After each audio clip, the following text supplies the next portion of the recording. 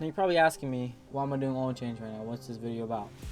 And I don't know how to tell you guys, but I got another project on my hands. But before I get into that, let me just do a quick oil change.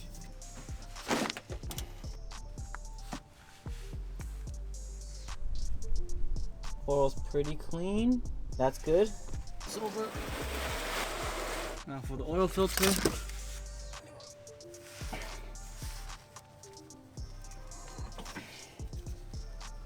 Okay.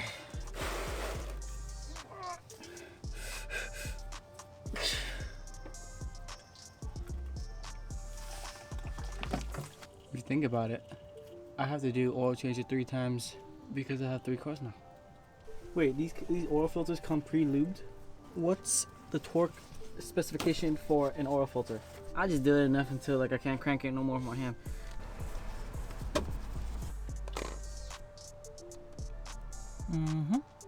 Now it's 6.6 quarts of oil. It's not just you know, 1 container anymore. I'm gonna have a bunch of leftovers now. Let me just change angles real quick to see if the engine bay gives away what new thing I got. Oh, that's a little too much. I know 5 quarts isn't enough, but sometimes not all the oil comes out. So it looks like it's a little below the first dot. I'm gonna put this back on. So here's a little tip for you guys. So the 53 for the trip A is for how many gallons or how many miles I get per fill up. I have to do the math because I love doing the math for stupid crap. I keep my oil miles on trip B. So right now it's at 2.6, and I just hold it and just drive with this and just pay attention to whenever you get to your goal of like 3K per oil change or 5K per oil change, and just change it then. But this is an easy way to track it. Just got done with the oil change. I'm excited to bring this project on to the channel because this is going to be the new camping rig and towing rig, because I've been talking a lot about how I want to go to the track and drift the SE, but I'm afraid of breaking it and, you know, bring it there obviously. But this is the new towing and camping rig. Now, I was on the search for a first-gen Tundra for at least probably 5 to 6 months. I specifically wanted an 05 to 06 because those come with 5-speed transmissions, and I wanted a double cab to, you know, not have to worry about space limitations when I'm wanting to drive my friends around or, you know, some family around. Now, this is the one I bought specifically. It's a 06 double cab. It did come with a cap. I just took it off because I'm just trying to help my sister move, and I didn't have to worry. I didn't want to worry about any of the, you know, space limitations. Will not be able to maybe stack something high. Now this truck I bought specifically because I wanted to have something to camp in and probably go off-roading in, and for sure go to the track in, because I do want to tow the ST to the track and try drifting, because I've had it well drift for probably about a year now and I haven't even gone to the track, and I'm just too much of a chicken to just take the car itself. This bed specifically, it's a 6.5 foot bed, I believe. It's a 6 foot to 6.5 foot, and that's taller than me, so this is perfect for camping without having to worry about setting up a tent. I can just set up my trifold mattress in here, and that will be like the setup for a couple years to come. Now, when I first bought the truck, it did not come with TRD wheels. It actually came with some wheels off of a Tacoma from a newer gen, but the problem with those are that when you full lock going to turn left, it rubs on the frame. So that's the reason why I bought these wheels. Number one reason being, they were cheap. I got this set of TRD wheels for 500 bucks. And number 2, it's a more aggressive offset, so it pushes the wheel out from the frame and I don't have to worry about any more rubbing. Now, this Tundra comes in a 4.7 liter V8. It does also come with a V6, but who wants to buy a truck? Well, just for the V6? Who?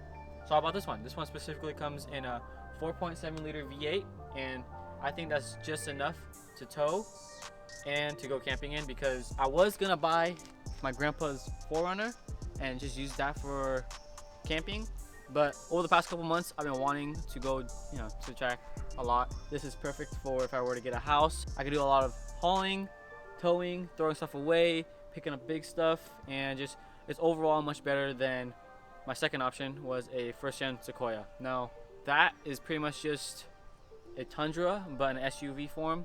Both come with the same V8, and for the first month to 2 months of looking around, I kept debating between the Sequoia and the Tundra. This was the main reason why I wanted to get Tundra over the Sequoia. and that's because I can put a lot of stuff in here. Where Sequoia, it's it's still pretty spacious for an SUV, but if I were to like I don't know, go to pick and pull and get an engine, it's a cherry picker, so it has to go over and then drop the engine in. Whereas a Sequoia, I would have to drop it onto the tire, pull out my cherry picker, set it up, pull up the engine, and hopefully whatever engine I'm pulling will fit into the Sequoia. But I'm pretty sure it'll fit in the Sequoia, because when I was first trying to put two JZ long blocks into that 4Runner, the top of the cherry picker kept hitting the ceiling, so Sequoia would have been fine. But this is way more useful. I don't have to worry about getting the leather dirty or the inside dirty. This just needs a quick pressure washer, and it's like it's good. If you were questioning me and asking if I got 4x4, I did. And if you're paying attention, you might notice that it doesn't have the 4x4 logo. That's because this bed was replaced in a rear end collision. And now that I keep talking about it, babe, I'm getting like pissed. Because of the collision? Well, at first I thought it was just a rear collision.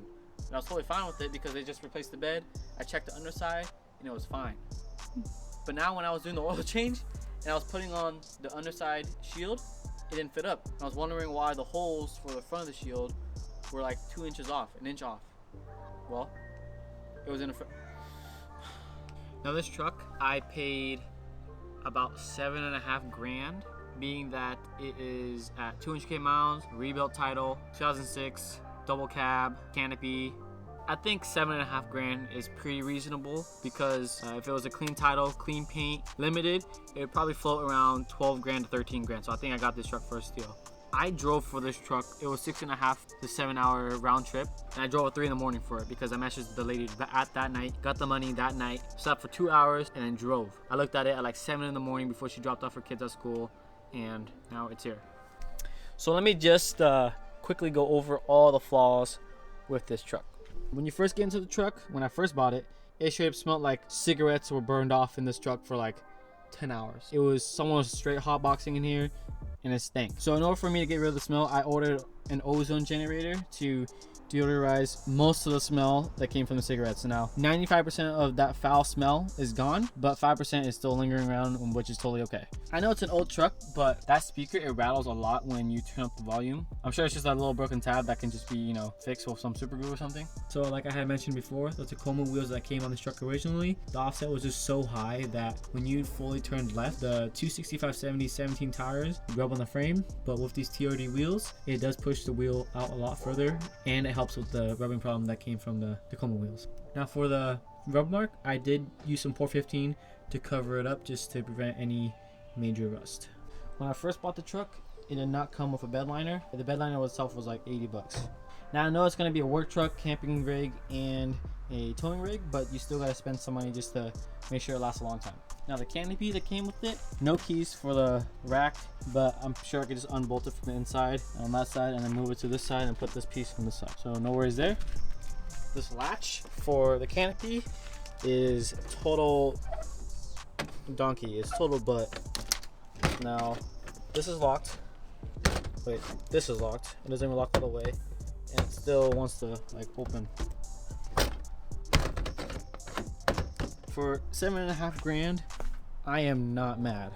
Now you might be asking me, John, how do you know it was in a front end collision? Because look at this plate, look at the angles, right? And then look at this angle.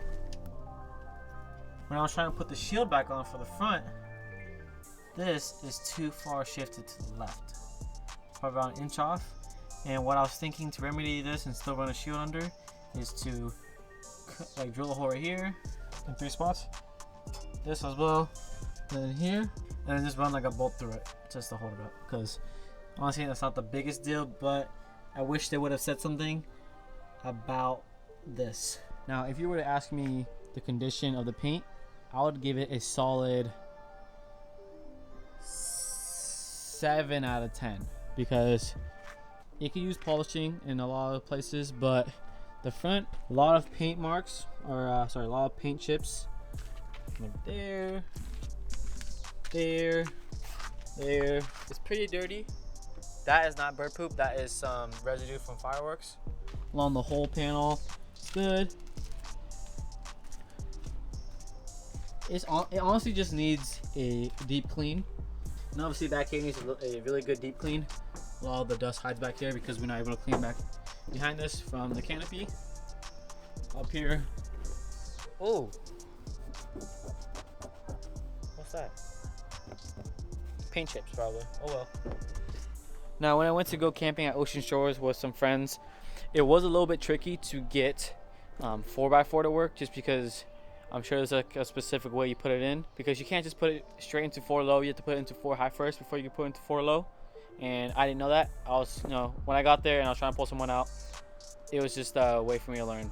I did get stuck, but I shoved 4 logs under each tire and just tried to slowly like get over where I dug myself in. Now I think the first thing I should be doing to this truck is maintenance. Now specifically the front lower ball joints, because those are horribly designed by Toyota, and when they fail they do some pretty decent damage. Now I can provide some Google images of what it's like to own a Toyota with failed ball joints, but pretty much your tire just goes yeet, and then you have to get towed home. I do already have some lower ball joints from JoJo, 2 ball joints and all the hardware, and they were decently priced. I'm 5'3" and I have a lot of knee room and headroom, so anyone that's bigger than 5'3" wide, 5'3" height. So any of my friends that are taller than me, all of them will have no problem sitting in the back. It's pretty comfortable. Honestly, if I'm driving and anyone sits behind me, you could honestly straighten out your legs and you wouldn't be bothered by the front seat because I sit so far forward. I look like a crazy crackhead right now at 12 in the morning just recording this outro for you guys. But hope you guys enjoyed the video. I don't really know if I'm going to be making a lot of videos for this truck. My main focus is the SC and the LS right now, but there will be Tundra content coming soon. So hope you guys enjoyed. I'll see you guys in the next video.